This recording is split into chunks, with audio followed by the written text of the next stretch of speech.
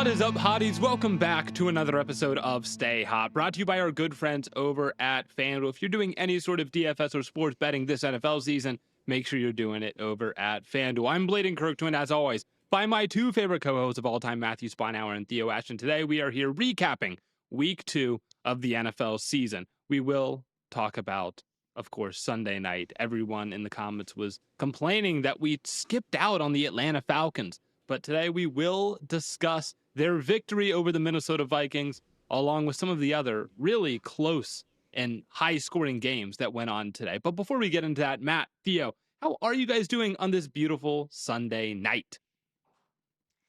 I'm doing pretty well. I can't complain. It's been pretty normal around here. I feel like with the football season started, I don't have too much else going on. There's no fun trips. There's no cross-country travels. I hardly even leave my apartment, Bladen. Imagine that. You're just like me, man. Mm-hmm. I did go on my house today to steal food from my parents. So there we go. I went on a run this morning. I ran around the park twice. But nothing that interesting happened on my laps. They were just very typical. So nothing to report on this end. That's okay. Matt? Yeah, I'm about the same. I'm ready to talk some football. Then let's talk about some football. Let's start with Sunday night. Theo, I assume the time you spent away from us before this record was to make a video about the Sunday night game. Well, that's what we were thinking. So then give us the synopsis of what you would have said, which I assume is that JJ McCarthy is total buns. And yeah, I mean, it's concerning. I was not away to record a video. I was actually on my way to get a slice of pizza from 7-Eleven because I was starving. And then so I had much more important matters to attend to than talking about JJ McCarthy. But yeah, I mean, he was a disaster. He's been a disaster for 2 weeks, to be completely honest with you. Like 1 quarter of bad football. 1 quarter of decent football. And I say decent. All right. He did not show anything in that quarter that was particularly notable from like a quarterbacking perspective. I'd even say like, I just don't know what trait or ability or concept you could say that JJ can hang his hat on right now. Winner. Besides maybe sort of a clutch gene, but that was spurred a lot by punt returns, to be honest with you, and penalties and good play calling in those fourth quarters. Like I don't think he's particularly good over the middle or good against the blitz or good outside the numbers or good deep or good as a scrambler. Like he's not even good handing it off right now. All right. How many times did we see him like fumble the snap, like have to overextend himself on a wide zone handoff, like the ball ricochets off the running back as he goes by him in play action. Like there's nothing. I don't think he's got a strong arm. I don't think he looks very escapable right now. He's had a couple good plays. He had a big comeback win, which is nice. But like overall, I just think that this offense should be so explosive, right? The run game has improved.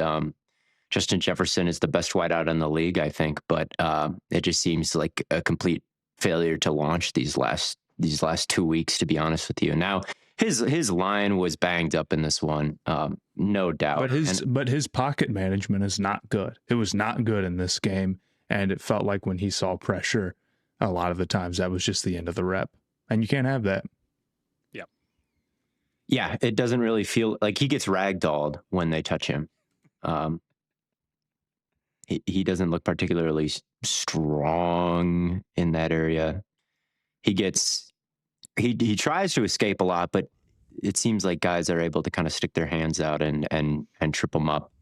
I think it can look a lot better. I think like, you look at how Mac Jones looked at his absolute worst at points, and then look at him, getting a win today as a 49ers backup. Like, more time in the scheme, more consistency on the offensive line. I do think that these things, JJ McCarthy can certainly look better, but man, I just don't know what there is to write home about so far. Well, is this then, because we do say that he had a good fourth quarter against the Chicago Bears. Is this Atlanta Falcons defense just that much improved this season? I think What it do you? looks a little bit better. I Yeah. think it looks a little bit faster, at least. It seems like from what they brought in right away, like their draft, they really attacked it. And we saw Walker have a nice play. Bowman has obviously been a big deal for them. So I think there's a level of talent out there that gets me relatively excited. I think the Falcons are a fine team. That's kind of my stance right now. I think Penix is capable, but he's still very, very young. I think their weapons are good, but maybe not entirely consistent. London has yet to really get going. I mean, he hasn't eclipsed 100 yards on the season yet, I don't think. So, or maybe he just has. And they're dealing with some injuries on the offensive line, but they can still run the ball pretty well. I think they're a decent team, and then the NFC South, a decent team might be able to get a lot done. For what they spent to make these upgrades, maybe I still have some questions about where exactly they are and like their process, but I do think they're pretty decent.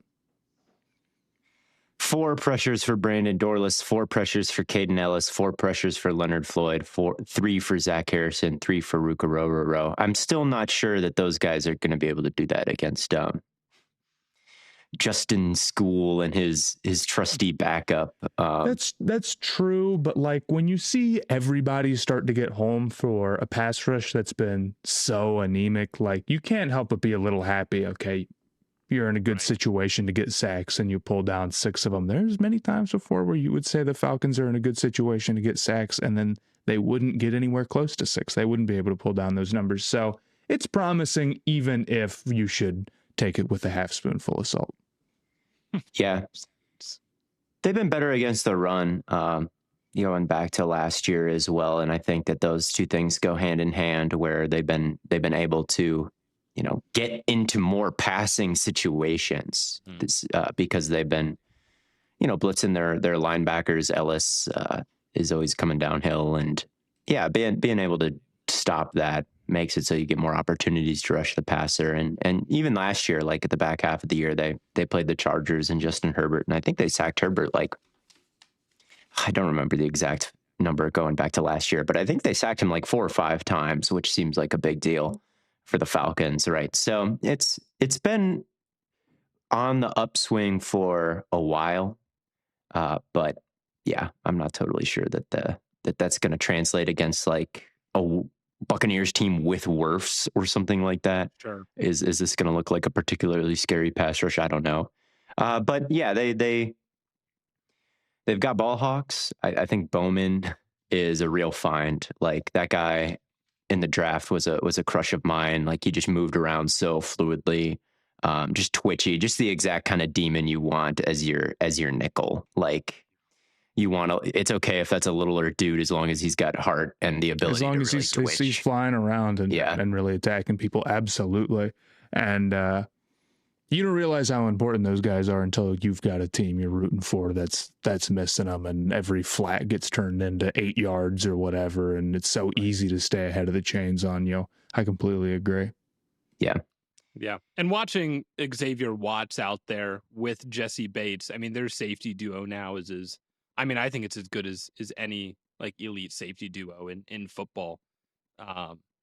They can really just truly rotate their safeties and feel confident with either guy deep and either guy shallow. It feels like, the number of times where there's a tackle made short or a tackle made near the line of scrimmage and it's Jesse Bates. I'm like, oh, so they've got Watts back there. They're putting their full trust in them. And then of course he makes he gets the interception at the end. Yes, it's a true arm punt by JJ McCarthy, but still good to have 2 safeties that you can trust back there. I feel definitely better about the Falcons defense, but still not a great showing from this Vikings offense. It definitely felt like Bijan Robinson against the Vikings and no one else. And Algier, that was a real split. Had a good game too. He did get 16 carries. I feel like I like that 1-2 punch. I know having Bijan on the field the whole time would be better in some ways. But I feel like it would be so difficult to defend Robinson when he's only in there for kind of these short bursts and he's cutting so much and he's making you miss. But you don't see it every single time. You know what I mean? Like, you can't really get attuned to what he's going to do. You can't really, say, okay, I've seen this over and over again. I know what to expect, because in between these Robinson drives, you got just Algier like pounding it. There's no reason to run Robinson 40 times in a game or whatever. Right. Like, that's one thing that only gets brought up because of fantasy. I feel like if Algier is effective, you obviously want somebody else in there who can take some of the load off, lest you get a guy hurt going for Sean Alexander type carries, which they just don't do anymore. Yeah. No, I love them giving Tyler Algier touches. And then also, like, even from a defensive perspective, you get this sort of, like you say, Theo, 1-2 punch, but it's not even just like, man, you've got to deal with Algier in between these runs of Bijan with cutting, but then now you take Algier off the field where you've just dealt with his sort of like smash mouth football. You're exhausted from that. And then you have to chase Bijan all over Timbuktu to try and bring him down.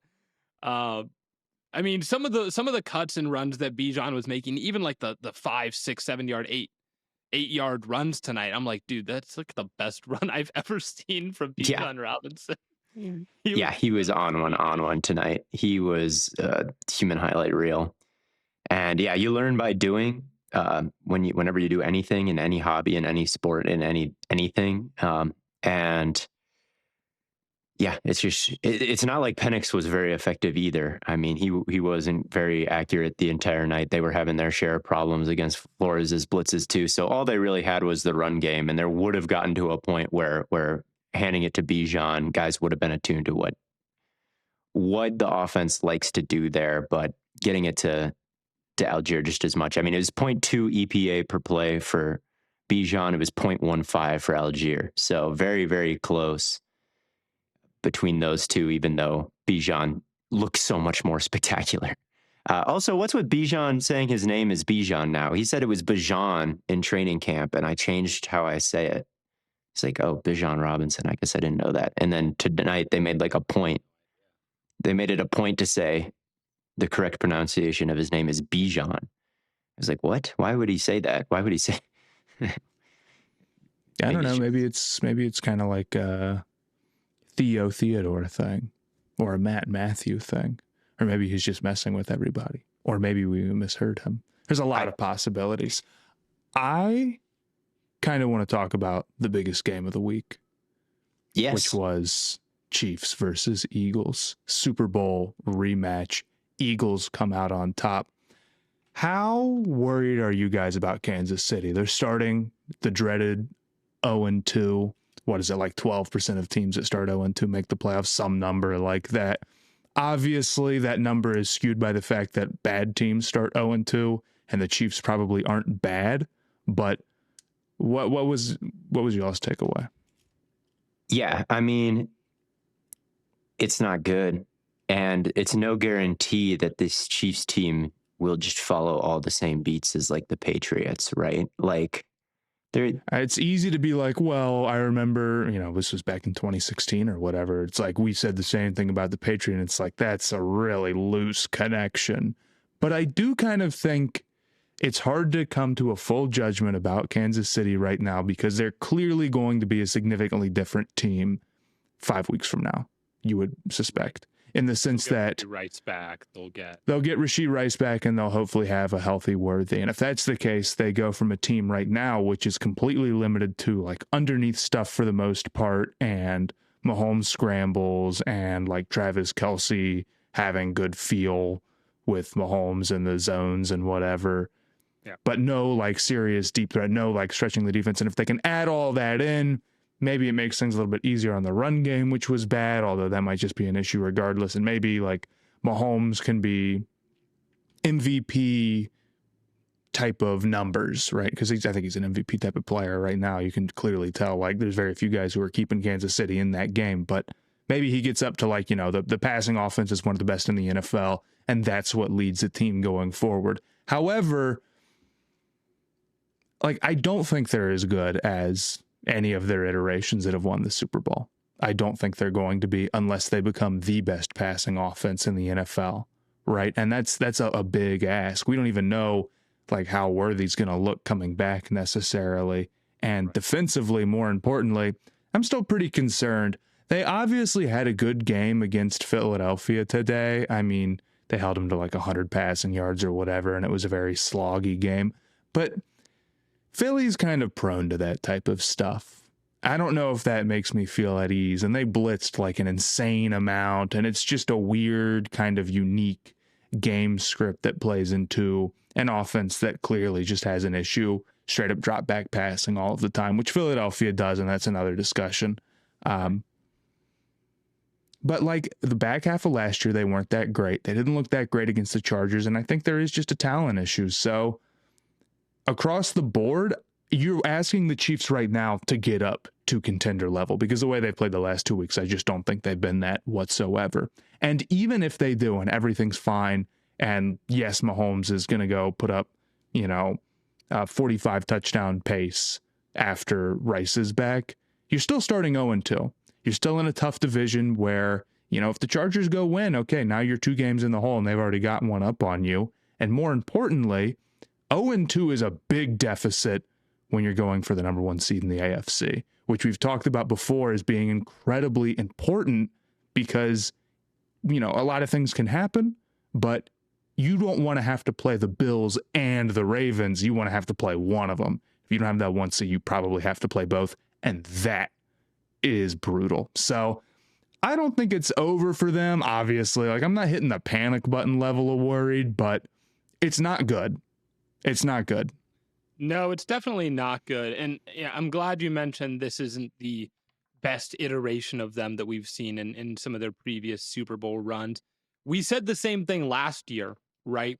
And then they obviously got crushed in the Super Bowl, and they had this record number of 1-score game victories, and their defense wasn't that good, but they were executing all the short game stuff, and they were like perfect on these like 15 play drives, especially in the fourth quarter, especially in 2-minute drill. And if they don't even have that this year, they're basically the same team they were last year. Well, now they're 0-2 in 1-score games. Exactly. That's right. The reality. And here's the other thing that I forgot to bring up. They play the Ravens in 2 weeks. If they lose that game, then the 1 seed is like, I'm not going to say impossible, but it's a long road to it. You need Baltimore to lose a lot of games. You should be better by the time you play the Bills early November. But man, like I just think they're in a really, really tough spot. They could easily be a wild card team. And again, I think the 1 seed is just really tough. Yeah. I mean, and you even mentioned, like, if the Chargers win, they're in a hole. Dude, if the Raiders win, they're in a hole. Like, it doesn't matter who wins at this point. Yeah, but you're in a bigger hole if the Chargers win and you've already lost a game to them. Beat you. Yeah. Right. And they'd be 2-0.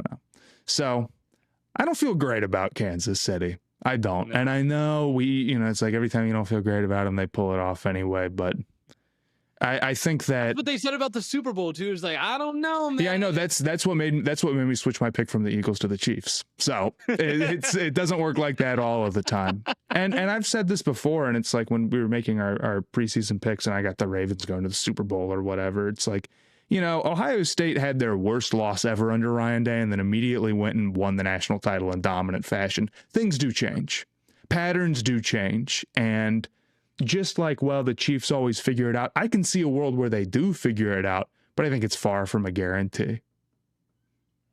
Yeah, I mean, how many field tilting players do they have?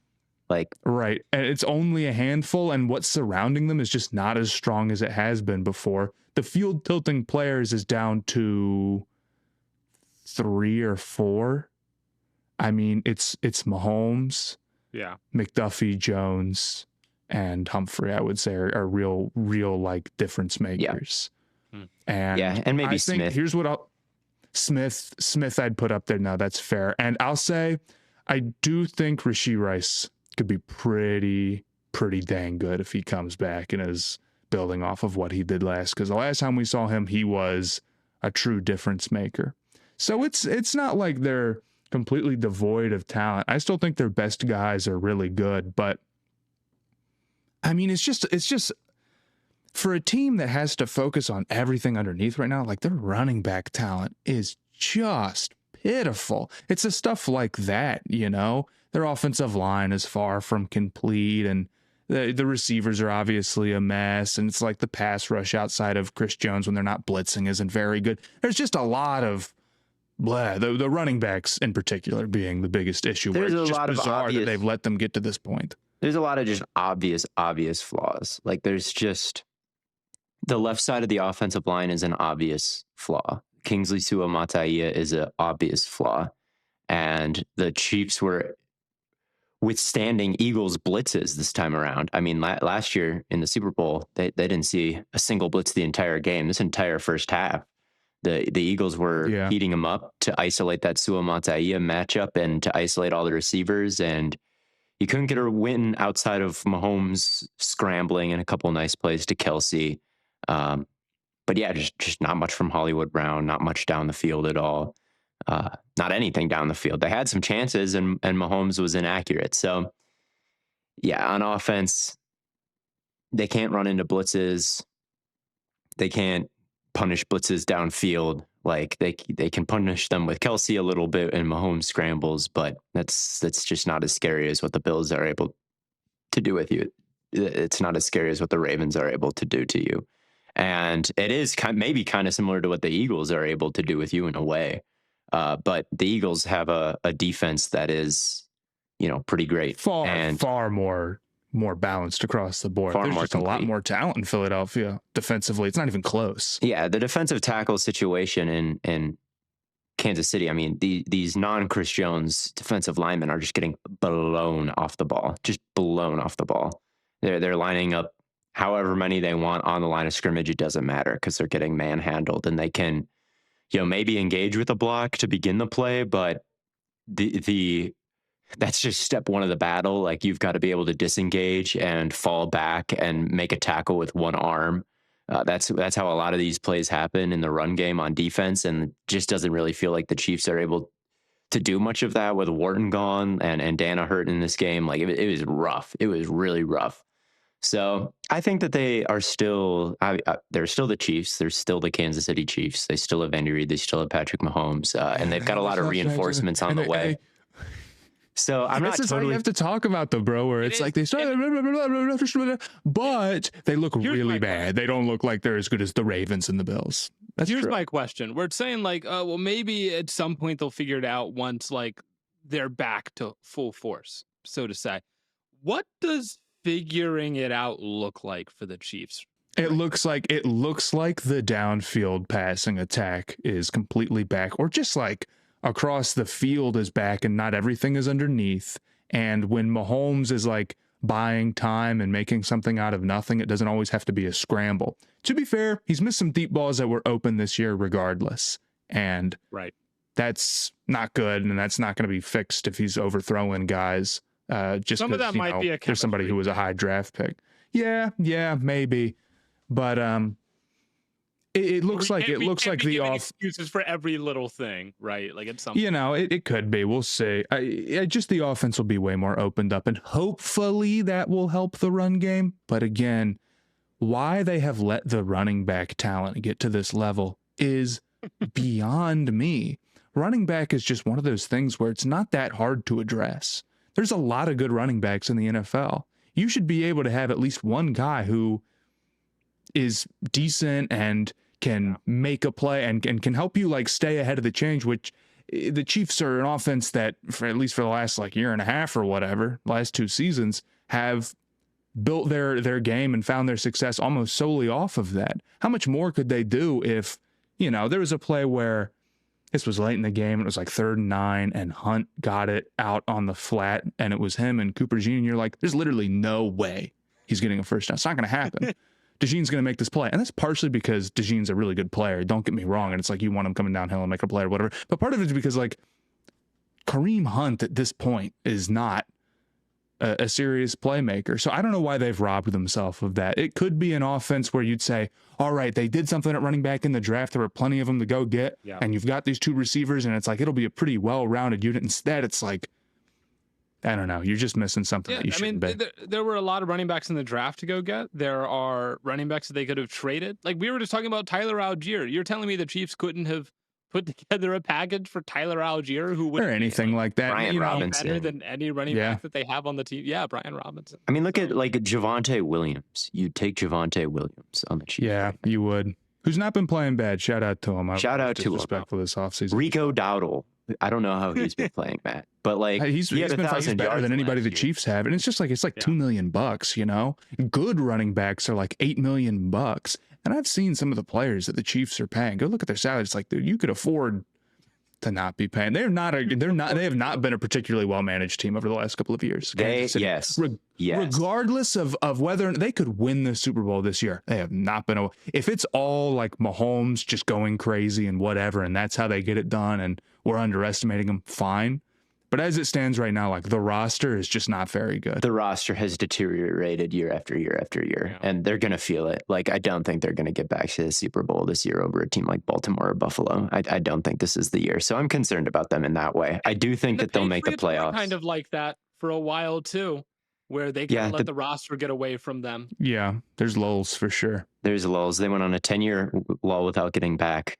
Could the Chiefs' floor be a little bit lower than that? I do think so. I mean, you asked what the Chiefs look like at their peak. To me, that's like Suamataia and Simmons start to get comfortable late in the year. The receivers come back. If you play off coverage, all the quick game stuff is there. And if you play press, Reed designs the nastiest, switch release you'll ever see the rub. You can still see the pieces. Like they trade for Brees or something like that. Like there's still some ways they can get this locked in, but I think you're dead on, Matt, that they've let this roster deteriorate around Mahomes and now have to play catch up after a few injuries. So yeah, and people thought that this would happen because of like the Mahomes contract. They're like, oh, once those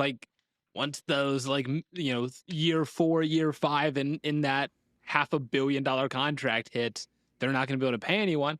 That's just not the problem, though. It feels like it's part of what's happened. It's part of what, but like, is it the only issue? It's not the only thing that's happened. I mean, like, look, the Chiefs' number one problem is not that Patrick Mahomes isn't on a rookie deal.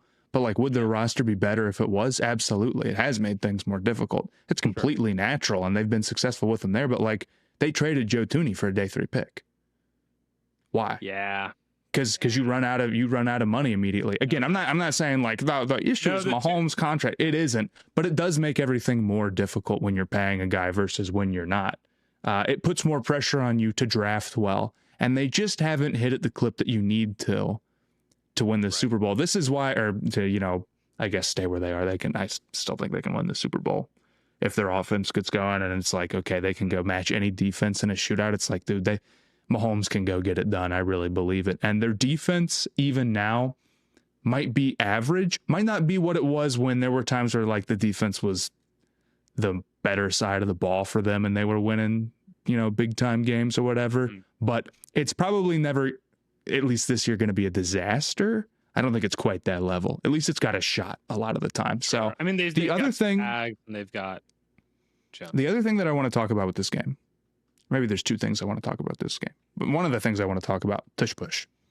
Okay, not good. Not good today. Not good. I think it's a fair play. Not good if you can't officiate it. And those boys are jumping offside, or it's false start every time. Yeah. And the league either needs to get super serious about calling that, not like you need to be a little bit closer to the time the ball is snapped. No, like, you can't jump off at all. You can't be early at all, or then it needs to be banned, honestly. If half the... I was thinking about this, too. There are a lot of passing reps in every single game where the tackles are false starting badly. That's true, but they've gotten on them more for that. A little bit. They've gotten on a couple of them. Like Jawan Taylor gets called for it a lot because, like, yeah. That's true, but the issue with the tush push is that the crux of the play is that you're like winning the inches. And it turns out the inches you're winning are partly because you're going early, and they're going way early. Like, it's not even close. I think it's super, like, and I'm pro keeping the tush push around if you can officiate it, but they can't allow Philly to do that. It's just too important. It's too important to the game. Well, they like just need to be harsher on false start in general. Like, that's not even just a tush push thing. They just like, sure, and I'm sure Philly's not the only team that does that, and I'm sure like there's plenty of teams that just aren't as successful as the tush push. I still stand on, you know, it's Hurts and it's these interior offensive linemen, it's the coaching and all of that. But I mean, absolutely, I'd lose my mind if the game comes down to plays like that, and it's not a fair fight if the other team is jumping off like that. It isn't. And Hurts tush pushes kind of into the end zone. They can't really see, and then the Sirianni challenges it, and then like they look down the end zone line and they're like, yeah, we just can't really see anything. So it's like, okay, well, how did you know where to put the ball in the first place? Like, you are just guessing. They're just you are just guessing. Like it's hard. It's annoying. It's an annoying play to officiate. QB sneaks have always been around, and this one's not that different, but the Eagles definitely have pushed it way too far. Like, not even they're not even just false starting, they're lining up in the neutral zone. Like the center is his head is over they're lining the ball. way up in the neutral zone, and then they're jumping. It's just, especially when it's just these like 1 yard, half a yard, and they're completely unstoppable. It's like it's way too big of an advantage to let it go. And the thing is, okay, the false start, it's hard to call. This is a time where you got to give the refs some grace, where it's like, dude, you just can't catch that. Clearly, if they saw it, they'd probably try to call it. Right? Yeah. And they can be a little bit more aggressive in calling it, maybe, but to expect them to be totally perfect, like when we go back frame by frame, is ridiculous. Lining up in the neutral zone, they can get everybody for that. You can sit there and look at it for a few seconds and throw the flag and see that. Yep. You know what I'm saying? Here's the thing, they have and the expedited reviews, isn't it now that they can overturn a penalty, or they can pick up a flag with expedited review, but they can't throw a flag? So you could throw the false start, but you can't be throwing a flag that often. The issue is that the time that it takes. So I you know, there's no perfect solution here, but if you're not going to be able to rein that in a little bit more, because today it was ridiculous, then you have to look at a ban. And maybe it's the same tush push or not, it's the same, and they can just do like, they're going to line up in the neutral zone anyway and false start anyway, but it just won't be like a push like that, and it'll just be regular QB sneak. But I don't know. I thought it was frustrating. All this time. Yeah. Wow. They'll probably still be under center. So I don't know. What was the other thing you wanted to talk about with this game? I didn't think the Eagles offense looked very good. The Eagles offense, to me, the whole way down the field is like a red zone offense. There's fades, there's slants, there's QB sneaks. It's like if you went into a game and you set out not to like necessarily score or win, but to tush push as many times as possible. This is the type of offense that you would run. Right. And it's like, just too much is underneath. They can't seriously like challenge teams across the field when they're throwing right now at all. I mean, they clearly couldn't against the Chiefs, and they didn't against the Cowboys either.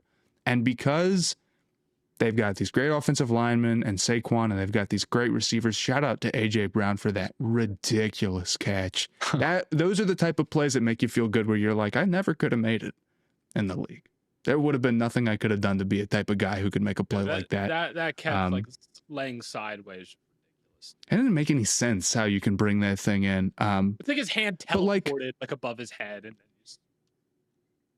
but it's just like, you just can't be as limited as Philadelphia is offensively in the passing game, and there's no reason for you to like. I think Hurts can be a little bit better than he has been to start the season in terms of that, but you have these great receivers, you have these great tackles, you have this great running back, you have a very good run game, and you have a quarterback who you're paying big money. It shouldn't be like this. It can't be this limited. How much and of it do you think is a play calling thing? Because like you say, if it's all like fades and slants, if I had AJ Brown and Devonta Smith, dude, we would be running the most ridiculous, exotic route tree known to man.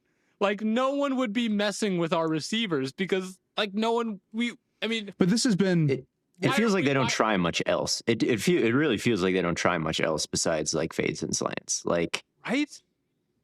It's a very limited passing offense. Like where is a good old sail route? You know, like the Y I don't runs remember in the a last time corner. I've seen them run dagger. A dagger. Where is that? I mean and here's the thing is like I think Hurts is limited in that way, but your solution genuinely cannot be to just like, well, we're not going to try. You should be living or dying by Hurts pulling some of that. Like, and he's not great over the middle of the field, but like it doesn't mean that you can't run anything over there. It's not a solution. That doesn't actually solve your issue whatsoever. So I don't think the play calling's been good. And we've seen times where Hurts has looked better than this with better play calling, right? But I do think it's a mix. I don't think like it comes from nothing that has to do with the players they have on the field, certainly. Because other teams don't have consistent issues like this. Yeah, right. They just haven't really worked on it. They spend all their time working the tush push, I guess. And it's a hell of a play. And it's a hell of a play. And you can tell. But yeah, the 5-step drop back passing game is non-existent. Like what window will Hurts throw into at this point? It just doesn't really feel like there is much. He holds the ball longer than everybody else. Like there's a very limited bevy of more throws shots down the sideline if they can at least get more them. shots down the sideline. Yeah, even that they don't do enough. And it's like, dude, you can put that thing anywhere close to AJ Brown. It's crazy they don't give more looks like that, but it kind of feels like maybe sometimes they're just so worried about staying ahead of the chains because they feel like if they take a shot and they get behind and they don't want to like run a fully fleshed out passing game, it can be easy where it's like that'll kill you anyway. You can have successful plays and that'll still get you. So, right. Yeah. Oh, I'm the week 2 next gen stats passing charts just came out. Jalen Hurts, Michael Penix Jr., and JJ McCarthy all have very similar passing charts. They all have, and Bo Nix, they all have one thing in common. Very few passes between the hashes. Michael Penix Jr. and Bo Nix both had 1. JJ McCarthy had 2. Jalen Hurts had 0. It was the passing chart for Hurts today was crazy. It was a wild one. You should go look it up if you're listening.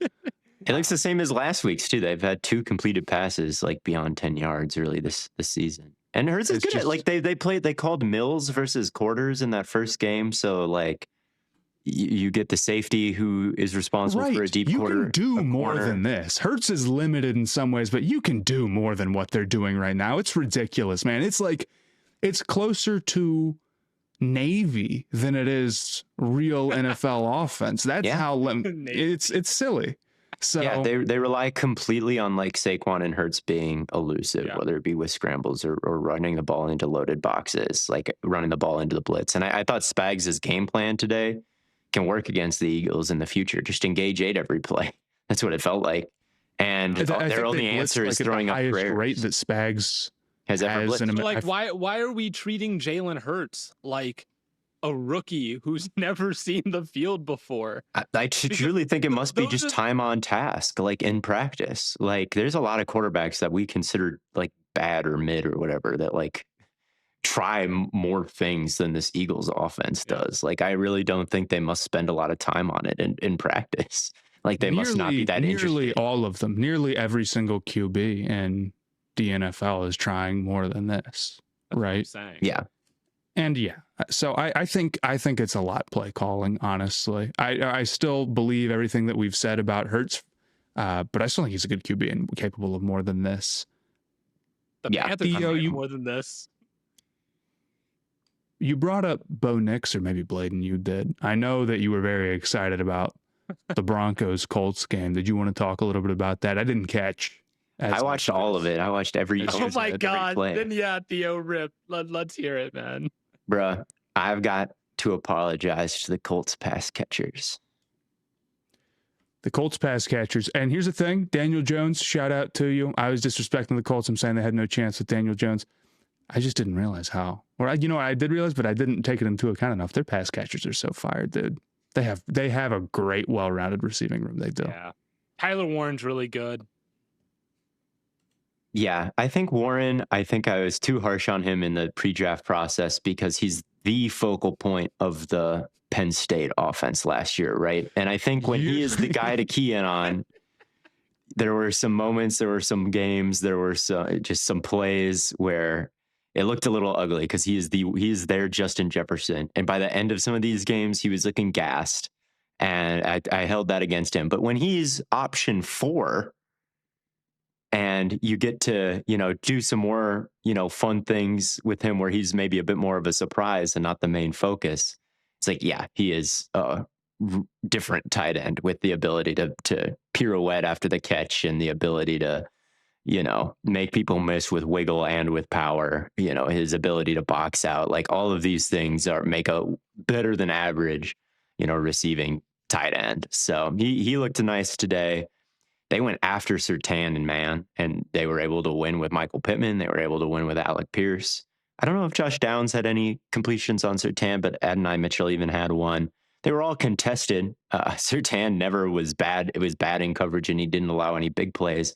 But he allowed some first downs, and he allowed some really tough catches. Like the degree of difficulty was not easy, but the Colts were still able to bring him down. Like Michael Pittman just looked reliable, no drops. Alec Pierce, he's legit, man. Like he's a good player. He's a good player. He's got the height, weight, speed that's just tough to deal with. Like great at the catch point. He's got some route running savvy with his physicality.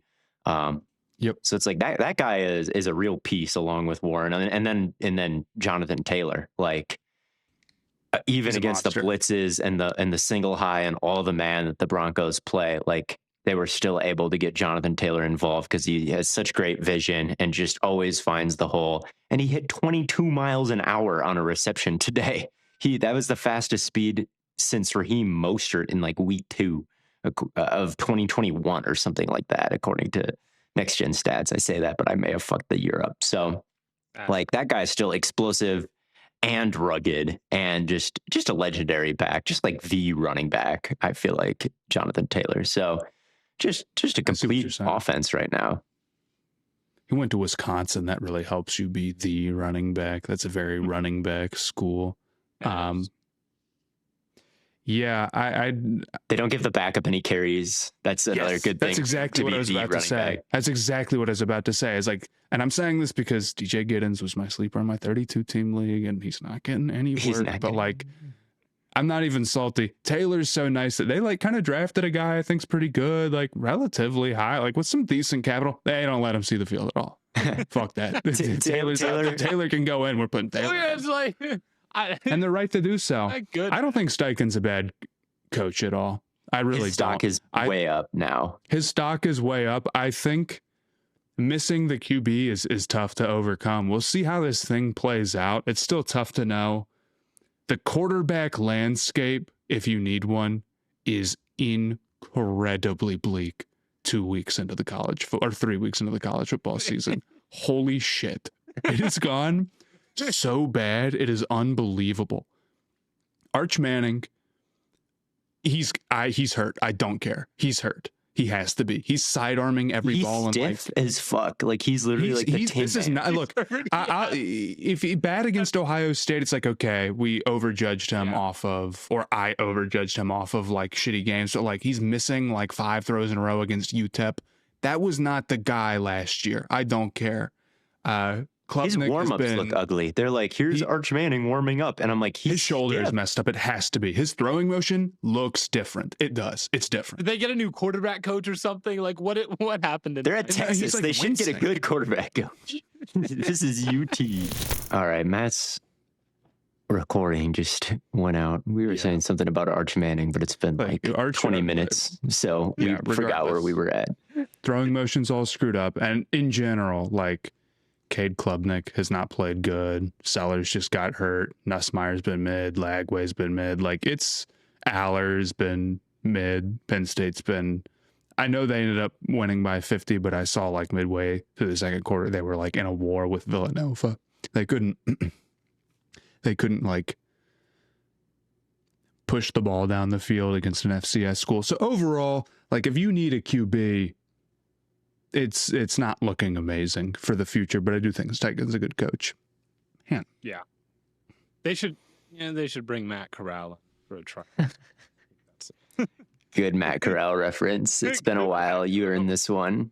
You know, my girlfriend asked me today, she was like, you don't have any college jerseys, I noticed. You know, you've got like a bunch of random NFL jerseys of teams that you're not fans of, but you have no college jerseys. She was like, do you want one? I'm like, I might like a Matt Corral one. Matt Corral, Ole Miss.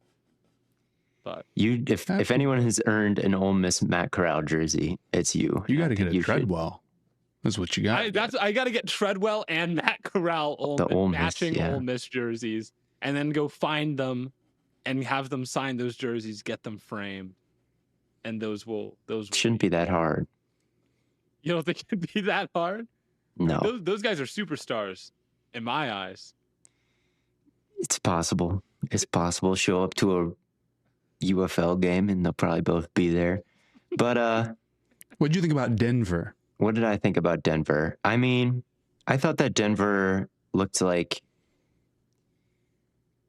obviously the offense was pretty good over the course of this game. They scored 21 points in the first half. Knicks had 3 first half touchdowns, 28 overall. You'd think it'd be good enough to win a game, especially against Daniel Jones. Like, this was definitely more on the defense, but I still am just not moved at all by Knicks. And I think that he played a lot better this week than he did last week. But last week was just such a total disaster where I think he was the worst quarterback in the entire league week 1. Like, just no rhythm, no ability to see like defenders in leverage, like just bad. Like, quarterback performance doesn't get much worse in the NFL than Bo Nix week 1, like running right into Jeffrey Simmons at fumbling. So I still have that in my mind. And over the course of this game, it's like if the Colts can just keep scoring, eventually he's going to mess it up. That is how I was feeling about the quarterback. And yeah, that is what ended up happening. Like, adjustments got made. He only had a couple, like 40 yards in the fourth quarter, something like that. And yeah, everything was in the flat, like you said, Blaiden, very little in the middle of the field. Like, teams aren't really protecting outside the numbers 5 yards down the field. Like, that is just not an area that defenses are concerned with. And that's where I feel like a lot of Bo Nix's production comes.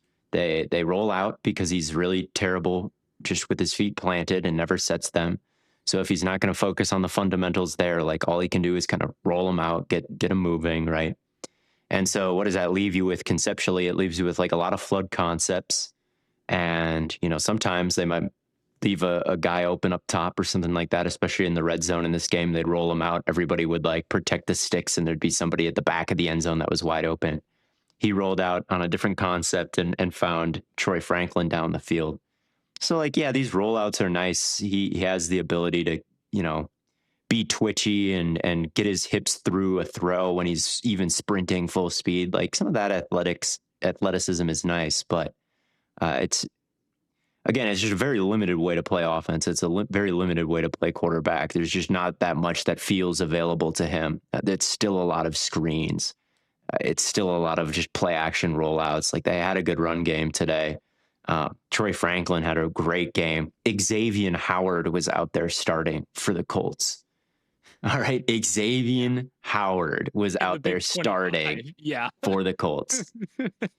But they just couldn't pick on him the entire game. They could early, but just not the entire game. Like, I'll check the all 22 to see what adjustments got made, but it just doesn't feel like he can string together 4 consecutive great quarters of football. Mm-hmm.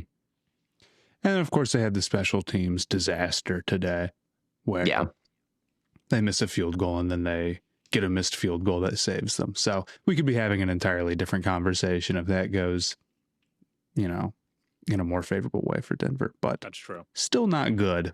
overall. Yeah, it's not good at all. I said it on TikTok this morning, and of course it opened me up to a lot of criticism. But like, I think he's a bottom 3 starter, dude. I think JJ is the worst right now. But you look at some of these other guys, like I think Bo Nix is right there with Justin Fields. I think he's right there with Russell Wilson. I think he's right there with Daniel Jones. Like I think he's in that tier 100%. They're all limited offensive players. I guess I see your vision. I'm glancing around that. I don't think he's as bad as like JJ McCarthy right now. I don't think. No, I think JJ is the worst starter right now. I think JJ is the worst starter. Yeah, Tua is limited too. That's a game that I watched today in full. I watched Patriots Dolphins. I was kind of wondering if maybe the Dolphins would get blown out and it would make for a very interesting storyline. Not quite what happened, but like, to be clear, Miami is still very much Miami, and I don't think they're going to be very good at all this year. No, when you watch, I saw they had one deep, like the first really deep completion to Tyreek. It was like the first 30-yard pass they've had in like 2 seasons or something. Yeah, it's been a full year since he's had a 30-plus yarder. That was like a total arm punt that like should have been intercepted. Yeah, I mean that's a classic. My head, I'm like, how in the world did this get caught? It's because Hill is so fast that you can just put the ball anywhere. You've seen that play before from Miami many a times. You know that. No, dude, this was like a special. No, I know exactly what play you're talking about. I don't know. It just felt every Tua deep shot looks like that, man. Like that is what they look like 80% of the time minimum. But Tyreek is so fast that like the corners are in such a severe recovery mode that they're just lost before. Yeah. That's before the ball is even thrown. They're so far down. They can't come back to the football. I'm like, how? Yeah, they're just it ends up using Tyreek's like, ball tracking ability as, to the best of its abilities, even though it's not the greatest throw in the world.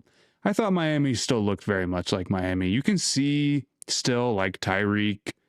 I don't think he's that washed at all. I think he still moves totally different from everybody else. And again, on the deep shot like that, it's just totally him making a play out there and almost nothing else. You could throw it up whenever and he'd have a shot at doing that. And Devon Achane is an incredible player.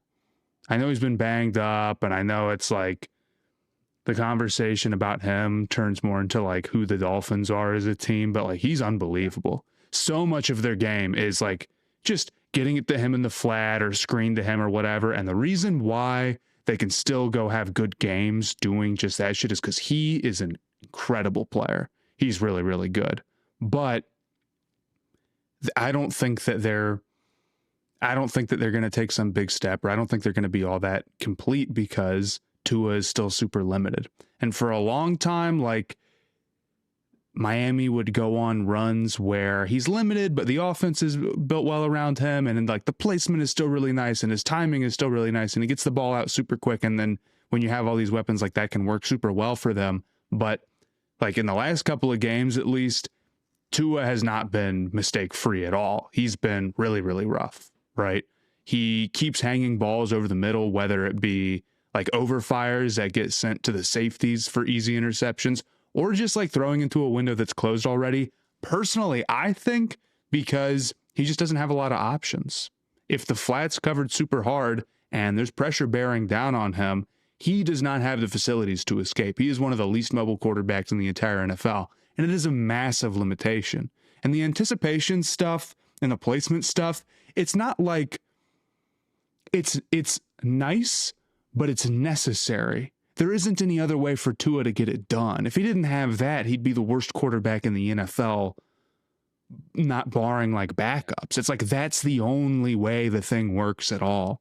And it's just a really, really tough way to build your team out around somebody like that. And while I think he can have better games than he did, and he started off really rough and then kind of turned it around, I don't think his stat line was that bad at the end of the day because he had another bad turnover called back. I think he had one last week, and the one he had called back this week was like just a total nonsense, just like a lining up in the neutral zone. So not like a holding, not like something that really affected the play too much. And on defense, they're not very good either. They're still Miami. They're still very soft in the trenches. So the Patriots were running the ball like crazy. And when Miami had to sell out, they just built a play action game off of that. It was pretty easy for them.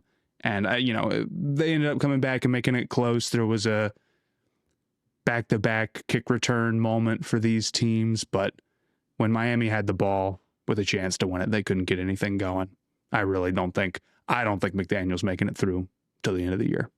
No, I mean, I don't think he can, right? But we've already talked about this, so maybe it's unnecessary. But the main thing that I gathered is, like, from watching too, is it mostly feels like there's a lot of plays where he almost gives up, right? Because he doesn't have the arm to do anything special. He doesn't have the athleticism to do anything special. And so when he's scrambling outside of the pocket, it's really just, can I get back to the line of scrimmage and get out of bounds?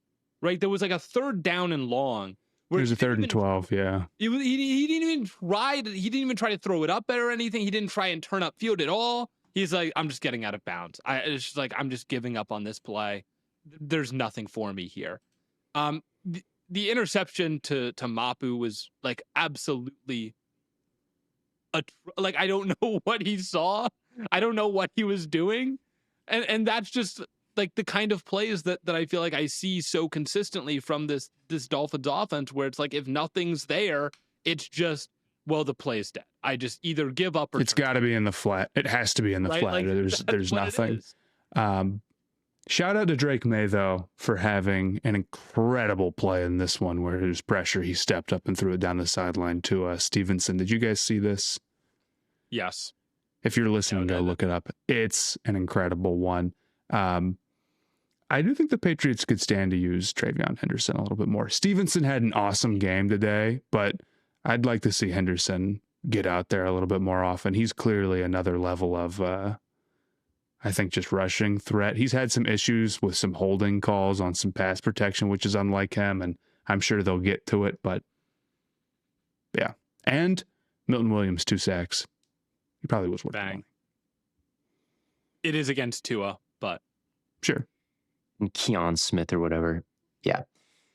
It was a nice game for Drake May. It looks like, at least on the stat sheet, like almost 20 total points, 19.4 EPA points, like 0.57 EPA per play. Like, statistically, that's about as good as it gets. Yeah, it was good. That's about as good as it gets. I did not watch this game whatsoever, though. So let me box score watch for a second here and tell you. Kayshon Boutte had like a ridiculous catch in the end zone, by the way. To be fair, that there was a shot down the sideline that was like not that great. That was all Kayshon, and he made it happen. So EPA might be a little inflated, but 10 yards an attempt, you can't do a whole lot better than that. I thought it was a lot of easy button stuff, but I didn't think it was necessarily because it was May's fault. Like, it was really well worked in. It was what they should have been doing. So, yeah, I am still very concerned about the quality of this receiving room now. It's not. Boutte had the one good catch, but it's like, again, they're leading pass catchers outside of Stevenson. Austin Hooper, 3 catches, 38. Shout out my flex in fantasy. Stephon Diggs, 4 catches, 32 yards. Just not good. Just really not good at all. So it's hard to get excited about this passing offense, but they were able to beat the Dolphins today. So that's cool. Did either of you catch Cowboys Giants? I caught a little bit of it. That one was a wild one. This is why you get Dak in fantasy, because he's going to throw the ball 60 times in a 3-point win. Dude, I thought the Giants were going to pull it off. I mean, Russell Wilson, we were talking about last week how it's like, man, if the Giants traded for or went and got Russ, and they don't even have the deep passing that he offers, and you're not even really being able to access Malik Neighbors, it's going to be a long year. They were able to access Neighbors today. Neighbors took advantage of Donovan Wilson every chance he got. The middle of the field was just open all game. Every time they got a chance to take a shot down the middle of the field, they did. Russell Wilson had 450 passing yards. and 3 touchdowns. And it was on 41 attempts and like 45 total dropbacks or whatever, maybe a few more than that. But so like it was efficient. There's no way to BS 450. You can BS like 250, 300. You can't BS 450. My takeaway from this game partially is that like without Micah, like the passing defense, like the secondary, that shit's not holding up, bro. There's no way. I mean, yeah, Neighbors going for 170 out there is tough. Starting, dude. Wan'Dale Robinson goes for a $140. Not good. Not a good showing. And like, you know, clearly the Cowboys are in a little bit better situation from what I saw, again, with just like being able to have defenses take them seriously because they have more than one guy to throw to as a passing threat. But this is a pretty fluky, funky, not a game that makes you feel good after you win it type. Yeah. No, I saw some Cowboys fans after week 1 being like, well, at least the defense looked pretty good. No. And it was... They didn't. Probably. Now it's looking like it speaks a little bit more on what Philadelphia's offense is right now. But like the level to which Russ got to like Malik down there somewhere by the end of the game, the final interception that he had in overtime was completely crazy. I know that it was like he ran like a corner and he probably thought it was a go or whatever, but like that shit still wasn't like, you know, there's a safety there. He was really taking a one-on-one shot at best. So I don't hate that strategy because I had Neighbors in the 32, so I kind of needed it to go down like that. And Neighbors is different. He's incredible, but he's knocking on the door of top 5 wide receiver if he's not there already. Like, when the ball is thrown his way and he actually has time to kind of track a catchable ball, like a chance. Yeah. He looks like a Team USA gymnast, like leaping, twisting. His eyes are shielded on one of these catches. Like his body control is ridiculous. His body control is I always think of Terry McLaurin as kind of the gold standard of tracking and sideline acrobatics and, you know, doing whatever he needs to do to track a ball over his shoulder. It's like Neighbors has all of that while also just being like turbo athlete. Like it's pretty crazy. Yeah. As far as he can't be much lower than 6 or 7.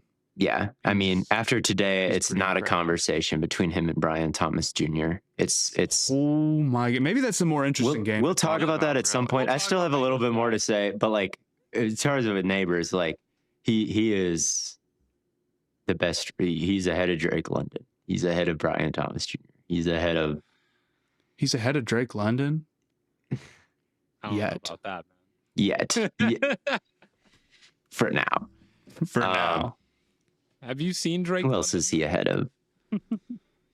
I don't think he's ahead of AJ Brown yet, but is he ahead of CD? This is the list of guys we can have the conversation with. Obviously, Jefferson and Chase, Brown and Lamb, and then it starts to become a conversation. Puka. I think Amon-Ra is at least in the convo, and then Neighbors. I might take Neighbors over Amon-Ra at this point, and Puka is a tough one. I'll tell you right now, the consensus wide receiver rankings on my website, Blaiden.com. Number 1, Justin Jefferson. Number 2, Jamar Chase. Number 3, CeeDee Lamb. Number 4, AJ Brown. Number 5, Amon-Ra St. Brown. Number 6, Puka Nacua. Number 7, Nico Collins. Number 8, Malik Neighbors. I don't think I can do. I mean, Nico is a beast. He is. He's a great player. And then so 9, it's tough Brian to Thomas, and 10 is Garrett Wilson. Garrett Wilson at 10. God bless him. Brian Thomas is. Say what else you want to say about this, because obviously the Jaguar Bengals game has like some of the biggest implications of any game. That's probably like the most important in terms of just what happened. Yeah, I guess my last thing about, I mean, the Cowboys defense is just fucked without Parsons. I mean, it's clear that guy is, you know, and then like the Lawrence Packers Taylor. Corners look good. It's like immediately they look elite. It's like, oh, okay, well, it's like, oh, turns out this guy's really good. Yeah. Exactly. Yeah, you got this guy just making a beeline for Defensive Player of the Year, and he was going to win one. Like he was due. Taking Myles Garrett's been eaten up. He has. It's gonna be a tight race for Depoy. And if it's tight, it's gonna go to Micah because he's due, and he's like, It's gonna go to Micah because who gives a damn about what the Browns are doing right now? Dude, they're Well, so bad. Who gives a Their damn about what the offense- Browns are doing? And like the Their Cowboys offense is, like, the defense, worst. the Cowboys defense could genuinely go to number 32, and the Packers could genuinely go to 1. Yeah, it's just 2, and it would be like sticking it to Jerry Jones. The narrative, the setup here is just too strong, and he's due. Like, there's too much going in his favor. I think if Garrett doesn't crush him in sacks, Garrett has to have, like, he's got to go for like 20, something like that, and then Parsons has to have like a productive year. Like, the Browns are going to be like 0-17, and so it's going to be like, are we going to get B-boy to the worst team? Yeah, and Yeah. they put up what? The Ravens put up 41 points today. Yeah, but that's the Browns offense, like, is the worst ever. Like, I really think it's probably not on Myles Garrett if the Browns are losing. Typically, it's not totally him, but I know what you mean. Yeah. But yeah, let's talk about the Bengals and the Jaguars real quick. Dude, Joe Burrow goes down in the second quarter. Mind you, they're saying he has grade 3 turf toe, may require surgery, could be out for as long as 3 months. Jake Browning comes in, 32 pass attempts, 2 touchdowns, 3 interceptions, also has the QB sneak diving over the top game winner touchdown with 18 seconds to go. The Bengals were down in this game for the entire game up until those final 18 seconds. Like, it was really all Jaguars. Like, every time you looked up, the Jags were in the lead, and usually by 7. For the Bengals to pull this one out is both, I think, optimistic for the hope of Cincinnati. Everyone has this stigma about them that, well, they always start slow to the year, right? They're 2-0 in games where they have been slow. The Browns, that's a game that I look at as like the Browns definitely like gift wrapped the Bengals a victory with the number of drops that turned into interceptions, the missed field goals, and then today to come in and win with your backup quarterback in for like 60% of snaps is just ridiculous against a team that we've sort of put on a pedestal as needing to turn the corner this year in Jacksonville. Trevor Lawrence throws 2 picks. He does have 3 touchdowns, but it's like 12 targets, 4 catches for Brian Thomas, 6 targets, 3 catches for Travis Hunter. And then Travis Hunter also got called for a PI today. Like, yeah, there's a lot to dig into here. It's a lot to dig into, and it's, I think, more looking bad for Jacksonville as far as the outcome of this game. Well, it's certainly not looking good for Cincinnati. Certainly not looking good for. But I think there's optimism for the sake of. Burrow might be out for 3 months. There's no optimism in that because they're 2-0. Who cares if Burrow's out for the season with the screwed up toe? That's true. I think it's hard Andrew Hawkins, they're getting a second opinion. Andrew Hawkins said he might be back in 6 weeks. I mean, that would be cool, but it's still, you would take a healthy Burrow over the win, no question. You would, yes, you would. I mean, the big thing here outside of just that injury is Brian Thomas Jr. playing a completely bizarre game where he shied away from contact so much that it, like, obviously nothing single-handedly cost you a game, but certainly to be soft in a way that cost you the game, where one of the interceptions was him like not willing to stand strong over the middle, which would have been a tough catch, and he doesn't necessarily have to come down with it to affect the path of the ball and actually put your hands on the thing and not let it sail to the next level. And then again in the end zone, he had a shot at one and he kind of pulled up. Those 2 plays were probably a 14-point swing. This could have been a big Jacksonville win, even with all the issues that they had. Their run game looked really good. Like, there was a lot going well for them. Yep. But if as high as we are on Jacksonville, we're like, yeah, we think they can be kind of like a sneaky, feisty, compete for the AFC South type of team. If Brian Thomas Jr. is going to let you down like that, you've got issues, man. He's supposed to be like not only like, one of your most important players, if maybe the most important or the best player straight up. So I don't know what to make of that. He had a bizarre game that makes me very concerned. I mean, he had the plays where he shied away from contact or looked to turn up field before securing it, right? Yeah. And he also just played the ball in the air wrong every time. Like they should have put this game away. Lawrence rolled out. It was cover 3. Lawrence bought some time. BTJ doubled back. Lawrence put it in the back corner of the end zone. And like Thomas Jr. just didn't stay grounded through the catch. Like he jumped to catch it underhand. He could have extended his arms, stayed grounded, right? Dragged the toes, snagged it above his head. But instead, it just looked clumsy. Like, why are you jumping up It looked to like a catch it? Quentin Johnston like type of catch a little. Yeah, it looks like he needed to get it in the. He was letting the ball pass his eye line, so he was trying to catch it behind him while still kind of looking in front, which is just a good way to drop a pass. And then he was jumping up when he didn't have to jump. And then he just looked clumsy. Like he just looked clumsy. It didn't look like he wanted to go over the middle. There was a bizarre play where Trey Hendrickson strip sacked Lawrence, and the officials didn't blow the whistle. All right. The officials didn't blow the whistle. And usually you see NFL players pick up the ball no matter what happens. If it's an incompletion to the flat, they run to pick up the ball. If it's like a quick catch, hit, drop, Right. balls on the ground, they go pick up the ball just in case. Like this was like a honest to God fumble situation. Like Trey Hendrickson hit Trevor Lawrence. Trevor's, throw got affected. It fell out of his hands. There's no whistle. Like the Bengals go to recover it, but the guy can't scoop it up and misses the first opportunity.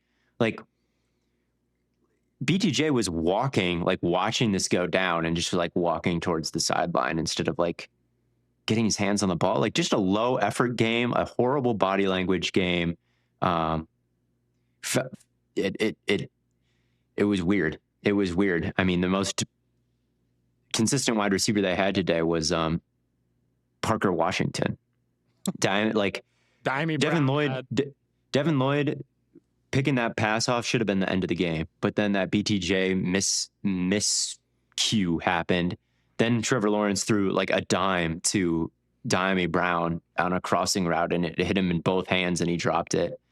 Then he threw it over the middle to Brian Thomas Jr. Didn't catch it. Then there was so many times in the red zone that they had a chance to win this, and they didn't come away with it. So I can't remember what happened exactly on what series, but like so many miscues from the receivers, like many. It all just kind of blurred together at one. I'm like, dude, I feel like this game should have been over like 2 quarters ago. Yeah. So, and Hunter, I think they got to find a way to use Hunter better. I mean, yeah, he was one of the most expensive draft picks of all time. Not the first overall pick, but the second overall pick, and he cost a first to move up 3 spots and more. And you're in this. He can play 2 ways, but it just doesn't feel like they've found a way to strike that balance right now to make him the most impactful player in the league, like he should be. It seems like he has kind of choice routes underneath, and then he's kind of in some drives, sometimes not on defense. And he had miscommunications today on offense and defense where he just didn't know what to be doing. The Bengals ran slant flat, I think, on a 4th down, and got it because Hunter like played it like it was man when it was zone.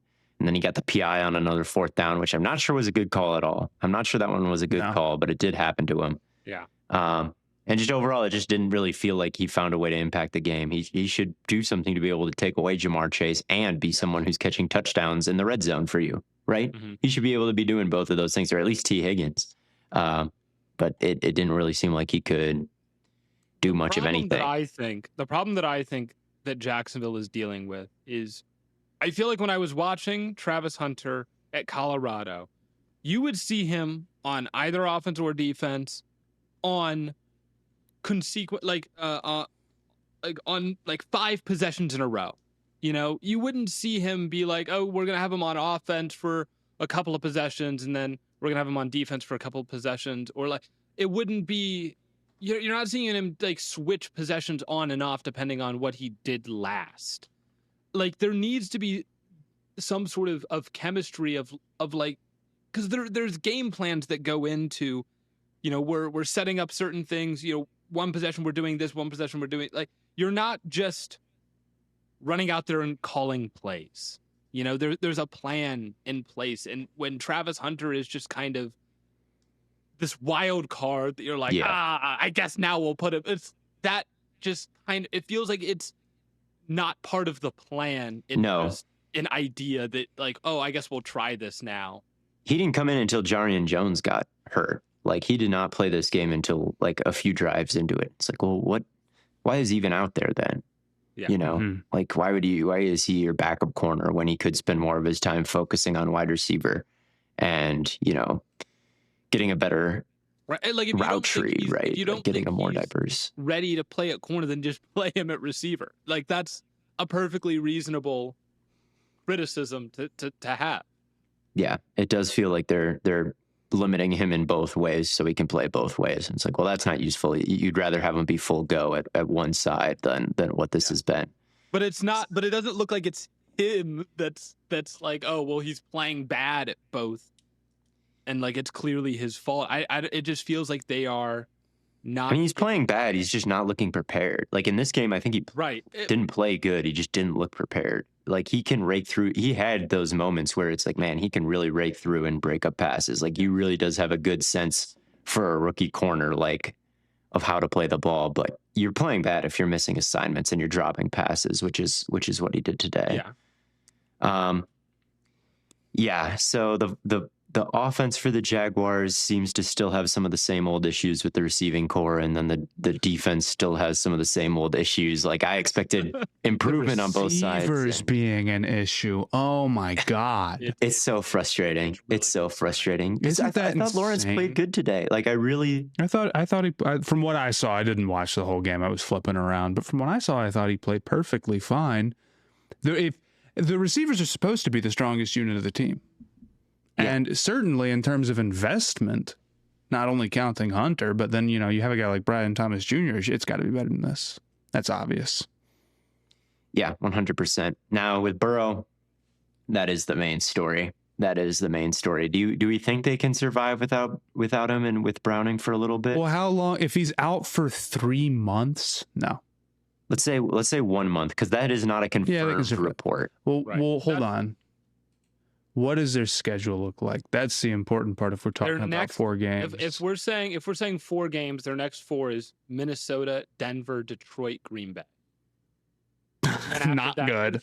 Not a good 4 to be. Good defenses, man. I mean, Denver, Minnesota, Green Bay is 3 of the best defenses in the entire league, and Detroit's one of the best offenses. It seems after today. They could very well. They'd be lucky to go. They'd be lucky to go 2-2. They can beat the Broncos. They can beat the Vikings. They can beat Minnesota. Yeah, I mean, we've seen those quarterbacks. True, but like offensively, you would project rougher outings, man, and all of those games. And then it's like, okay, well, then the Bengals defense has to step up. But that more speaks to like, you think McCarthy might just be like way off of where he needs to, or, you know, you think Bo Nix might have a stinker rather than any sort of faith in the Bengals. They're sitting at 3-3. I mean, that's not the end of the world. And then they get a run of Steelers, Jets, Bears, Steelers. So, okay. But guess what? Like later in the season, they got Ravens, Bills, Ravens. So it's like there's some tougher and easier stretches in the schedule, I guess is what I'm trying to say. But I think it's pretty bad. And if he's out for 3 months, they're done. They're not going to. Yeah, if you don't have him back. If you don't have him back for that first Ravens game, you can basically kiss the division and kiss the playoffs goodbye. I mean, Browning is a good backup. He is, and there's weapons there, but like there's just a level of QB play you got to have if you're Cincinnati and you want to go toe to toe with. Yeah, I mean, teams. I think that the Bengals, and I've always thought that the Bengals are more set up for life without Burrow than people realize. Like, Burrow is supposed to be kind of this main MVP candidate. Like, the team is toast without him. That's not necessarily what we've seen. I mean, Jake Browning in 2023 went 4-3. He completed 70% of his passes, which was the league lead. So, like, the weapons are so great. And we saw it today. Like, Jamar Chase and T. Higgins are so great. Look, Jamar Chase is the light in the darkness. T. Higgins is amazing. Shout out Mitchell Tinsley. Hell of a catch. Hell of a But throw too, honestly. He also threw 3 turtles, and I think when defenses can lock in for more than just like in the middle of a game, then you're going to run into more issues. Very funny. He threw 3 turtles in the. I think you need to add that to your cat names list Turtle. behind you. 3 turtles. I forgot. Specifically 3 turtles. 3 turtles. I like the list of turnover names that you've said, Matt. There's tomatoes you used a couple weeks ago, and now turtles. I'm writing this down. Yeah, the turnovers were bad. They were bad forces too, and Browning is going to take a lot of sacks behind that offensive line. Like the amount of negative plays he's going to take compared to Burrow is big. But like, I don't know, the 4-3 record just gives you something to hang your hat on. I mean, Lamar Jackson's backups have like what? What is their record? Where was the like, Bengals defense at in 23? Certainly not the level it's at now. Yeah, that could be true. That could be true. But I think that was like the last year of Bengals defense making you stand up and salute. What did he have though? He had 8 yards per attempt. Yeah, all right. We'll see. Maybe they'll be all right. That's just better, and they won this game. He has 8 yards per attempt. What is Joe Burrow at in his career? 7.4. You love pulling up the Burrow career stats. That's one of your favorite moves. Well, what else can I say? Let me do this year's stats. 4.9 yards per attempt. All right. The Bengals defense in 2023 was 27th in EPA per play. Yeah. All right. So Browning, so they're cool. What do you mean? Are they going to survive? Is Burrow going to have a job for him when he's healthy? That's the real question. Look, you don't write off the offensive. The big 3 is really. Look, the receivers are nuts, and it makes a big difference. Chase Brown is also really good too. I think Chase Brown's pretty good. I don't think he's. You don't think he's really good? I think he's got fire in his gut. I think he is a difference maker. I do. He's got fire. I don't know. He's somewhere. He's not like. He has heart, man. He has heart. Dude, Chase Brown has incredible heart. Chase Brown has unlimited heart. Okay. So you want to hear a good one? So I wanted a player in free agency in the 32 team league, LaQuint Allen, because I'm like, okay, he's getting some carries and Bigsby had left. So I tried to trade Jake Browning to the Joe Burrow owner because you need to handcuff your quarterbacks in that 32 team league. There's none in free agency for $20 fab so I could get him. He did not accept that trade. This was 3 days ago. And now he's sending me Roshan Johnson and Devon Valley. Price went up. Price of a brick. We don't live in the same world we did 30 seconds ago. Devon Valley and Roshan Johnson. Has Roshan Johnson even gotten a touch this season? He was active for week 2. No snaps, I don't think, but he was active. Why is he acting? Let me ask you guys this. Do you think I have a chance to win this week in the 32 team league going into Monday Night Football? I am up 7 points, and my opponent has Mike Evans and Brock Bowers. I'm not loving your odds. I'm like, it's possible because Bowers is questionable, but that's the only reason. That's true. Bowers is questionable, but Mike Evans is also there. So not looking great for me. What other games do you guys want to talk about before we get out of this? Bruh, I don't think the Bears won the offseason, dude. It is strange. I don't think they're offseason champions. I think they've been named offseason champions 3 straight times. They've been named offseason champions every year for like as long as we've been doing this podcast. And Basically. They are currently sitting at 0-2. Well, what they like their second round picks were inactive and yeah, Burden had 1 catch for 5 yards and Loveland had 0. That's true. So not amazing production from the young guys. I turned this game off pretty quickly, if I'm being completely honest. Yeah, I mean the Bears defense was making my eyes bleed. Like it was pretty rough. I think it said more about the Lions offense maybe than anything. Like this unit's going to be okay. Like Ragnow being gone stinks, and we saw that against the first one. I don't know if it does say more about the Vikings in the fourth quarter ripped this Bears defense to shreds. The Bears defense might just be bad. Yeah, it's awful. There's a lot that's awful. I guess I just was like, man, like Amon-Ra just made the most incredible catch, and Jameson Williams, like he caught a pass.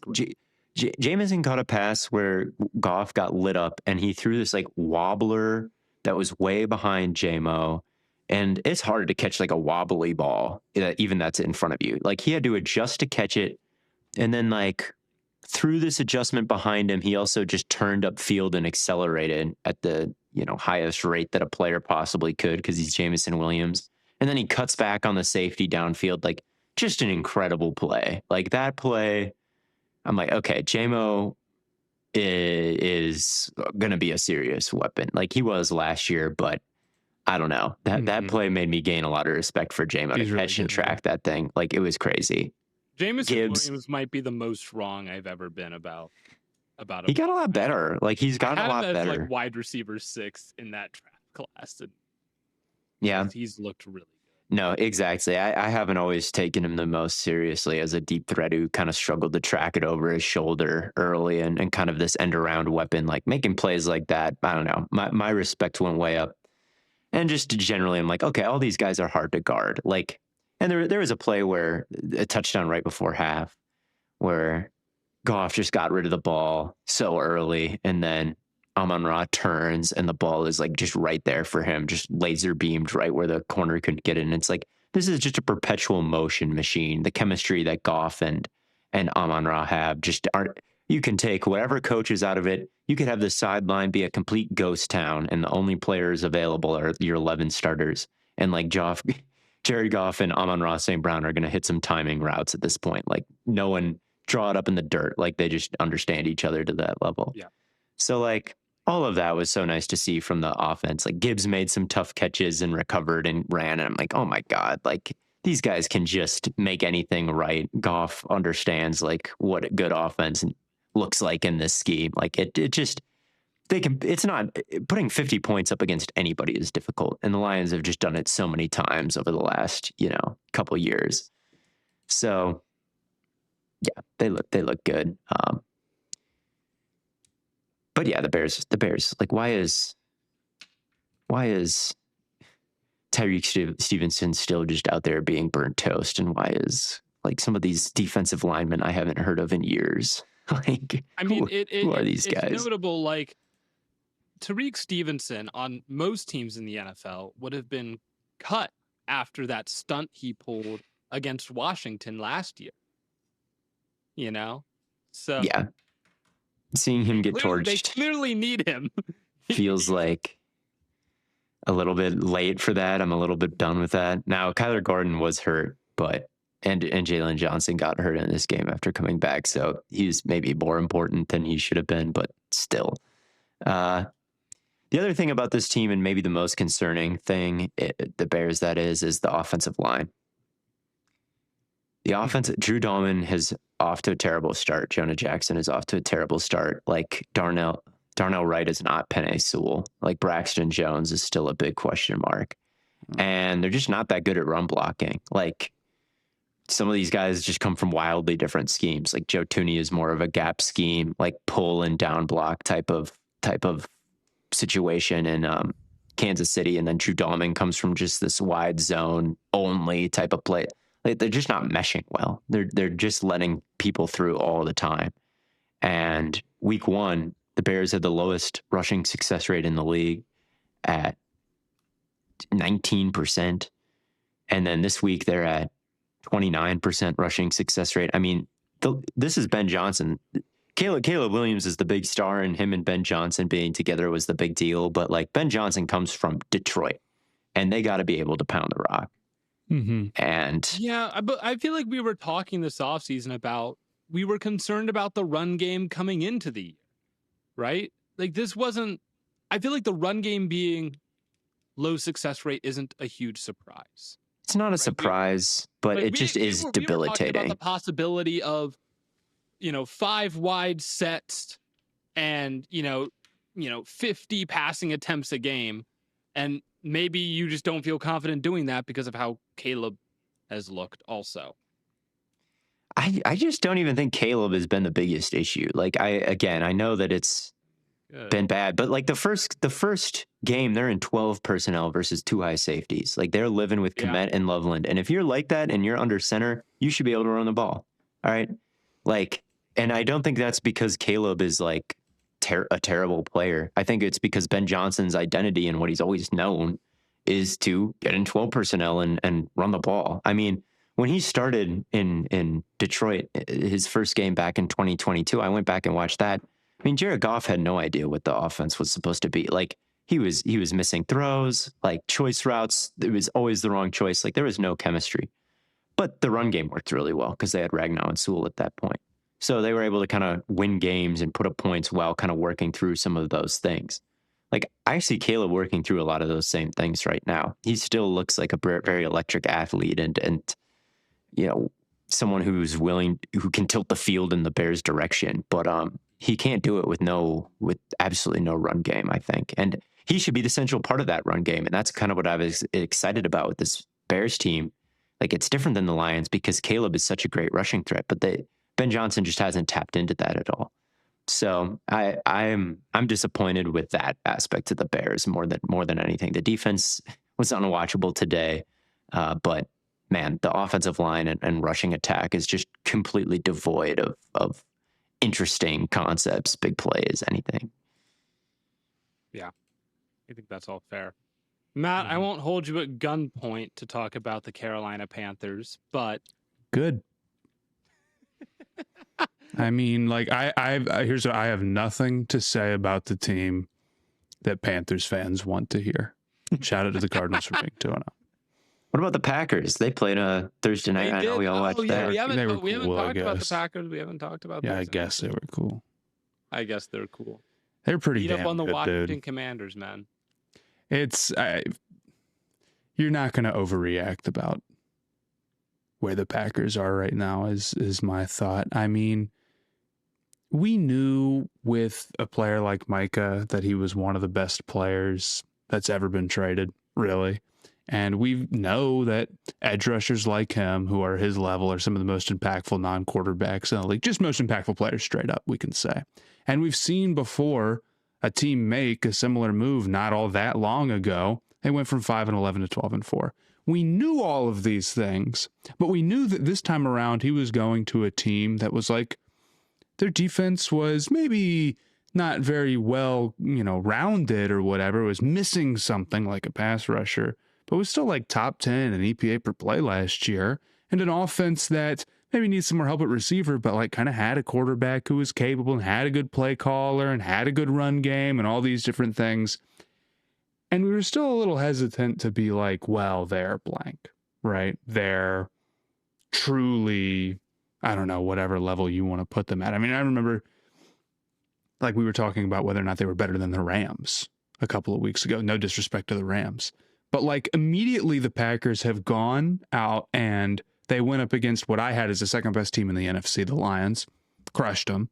And then they go up against a team that made the NFC Championship game next to the Eagles, Washington, and crushed them in a game that they could have won by more than they did. And they still won handedly anyway.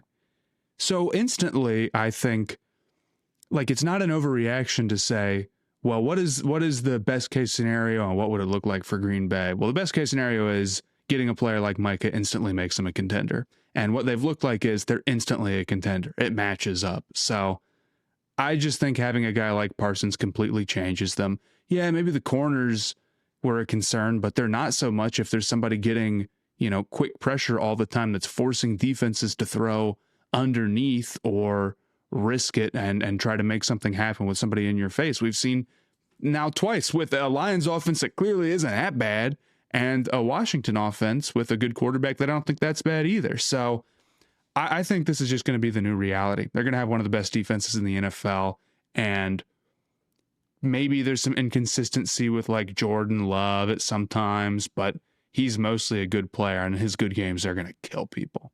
They're going to crush people. They're really good. Yeah, I think you can start to have some very crazy conversations about just how good Parsons really is. Like, he just... You compared him to Reggie White. That's about as good. I compared him to Reggie White, and I compare him to Lawrence. I think Lawrence Taylor's maybe a better one because of just the body type and how he moves. Like, Reggie White was 300 pounds, converting speed to power. That's what, kind of made him so dangerous. And then, this is just the sheer explosiveness and elasticity. But I mean, Parsons gets pressure on every play so far this season. That's what I've noticed. Like, every single play, he's disruptive. And I think he's better than he was 2 years ago on the Cowboys. I think his get off has somehow gotten faster. I think he's completely eliminated like any kind of false step on his get off. It's all upfield just immediately, and you can pause the film a millisecond into it, and no one else has gotten out of their stance yet, not even the tackle, and he's a yard up the field. Like, and from there, it's just food for him. I mean, he can go outside, he can go inside. The tackle just cannot defend as quickly as he can attack when that is the case. And I think that kind of timing on those pass rushes has happened more frequently than it even has in the past. It seriously feels like every play. I mean, they doubled him, it didn't matter. Chip him, it doesn't matter. Like, he's just wrecking the game whenever he enters. And I still think he's a little out of shape, just like reading his body language and like just kind of reading his face when he's kind of coming in and out. Like, I feel like he's not feeling like necessarily 110%. I mean, he's on a snap count. He didn't go to any training camp stuff. Like, he's probably a little bit more winded and a little bit less conditioned than he will be later in the season. Like,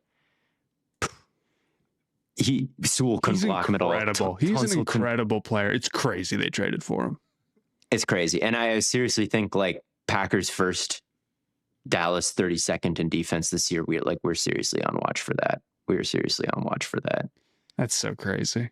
It is. It's just nuts. And the other thing is that, like, if you risk to try to throw it over the middle, they've got playmakers, right? They've got Cooper and they've got McKinney. They've got guys to really watch out for. Cooper is completely as advertised. All the hype, entirely justified. He's an incredible player with unbelievable range and just great feel overall. He's a nuts athlete. So, he is. Yeah, man, you can start to get really excited about Green Bay, and especially with like Philadelphia doesn't start to figure out what they're doing on offense a little bit. I mean, we'll see. It's been about as good of 2 weeks as they possibly could have had. Yeah, I mean, definitely. It's definitely an overreaction. I think they're easily the best team in the NFC. Like, I wouldn't say easily. I get worried about I still think Philadelphia can figure out a lot. I think Philly goal line ball still does scare me. Makuba, we love Makuba. We love Ajamo. We love Nolan Smith, don't we, guys? Get geared up. And the defense looks substantially better with those guys with Jalen Carter this week than it did last year. They nailed the draft. Like, they've got guys in the wings for sure. So I don't know. I think Philly is still right there if they just pound the rock over and over and over again. And Saquon's the best in the world. And AJ Brown can overwhelm Keyshawn Nixon in a way that Noah Brown couldn't. Right. So, but the Packers have 17 wide receiver ones and 14 cornerback ones. And yeah, they've got Jacobs too. Who's a good. They got Jacobs. I mean, Jacobs is the main thing. That guy, he's crazy. He doesn't have like great efficiency numbers, but the fact that they can live handing it off on first down as much as they do and wear guys down over the course of the game. Like, when you watch these Packers games, like, it matters, and it does kind of transcend the stat sheet a little bit with Jacobs. The guy runs like he weighs 4,000 pounds. He doesn't like break off a lot of big ones, but the guy is just like heavy and agile at the same time, so he can make cuts in tight quarters while also just like consistently falling forward and breaking tackles. He does weigh like 1 billion pounds. He's 5'10", 223. That's about as That's about as stocky as you can be at running back before you can people tell. Start having the "you might be fat" conversation. Yeah, and they still got to work in Golden more. I think he's been open. I think he's like looked good, but they just haven't really connected. Big ones where his stat line could look a lot better. But yeah, they're mashing people and then they're running play action. I think every Jordan Love pass, at least on early downs early in this game, was play action because they run it so much on first down. And Tucker Kraft blocks you and they hand it off. Tucker Kraft is the GOAT, bro. It feels like a run. All right. They're really blocking hard. They're really selling it. And then Tucker Kraft throws your end to the ground, just like goes out and receives a pass, and there's no one near him, and he can break tackles with the best of them. That's a nice little way to get offense. This is probably the big secret to what makes all these play action teams so good. If you have a kick-ass tight end, the Patriots. You have a dude like Tucker Kraft. He's crazy, Patriots had man. Gronk, He's so good. Patriots had Gronk. Like, you have a kick-ass tight end, you can do a lot in play action. You don't need to do anything. Like, play action just works as long as you're willing to put the time in to make it look like a run and as long as you can really run the ball, but having a good tight end that can like get downhill and block helps with that. If you can put the same guy out there on every single play, no matter if it's a run or a pass, and he's kick ass in both aspects, that helps. Linebackers are the ones who get the most affected by play action, and a lot of time tight ends are the ones who get that matchup. They also have to block a lot of times on play action though, but yeah, it worked out well for Tucker Kraft, and yeah, I'm excited to see it. I mean, if Watson comes back in the second half of the season and they can get Golden going a little bit more, like you said, Matt, there are still some inconsistencies, but not too many with Jordan Love. Like, really, it's as far as NFC quarterbacks go, like, where does Jordan Love rank amongst them? I'd take Jordan Love over Jalen Hurts at this point through 2 weeks. I'd take him. There's Stafford and Dak. I think those are definitely your two best bets. But then Goff is dangerous as well. But like, Jordan Love is right there with all of those guys at the top of the conference. Yeah, I think that's fair. He's aggressive. Biggest average depth of target of his career versus Washington. He was bombs away. Oh, yeah. It worked more than it didn't. Welcome back, Brett Favre. Yeah, I like to hear it. Love to see it. So I think that'll do it, unless there's something else you guys want to Not really. get on before we get out. All right. Then thank you all so much for tuning in to another episode of Stay Hot. We'll be back, of course, on Thursday's release, our Wednesday record. But until then, make sure you keep checking out the Patreon. We've got stuff coming out there. And as always, from your favorite three fellas here at Stay Hot, hope you guys are enjoying watching NFL football through 2 weeks, and we will catch you on the flippity flop.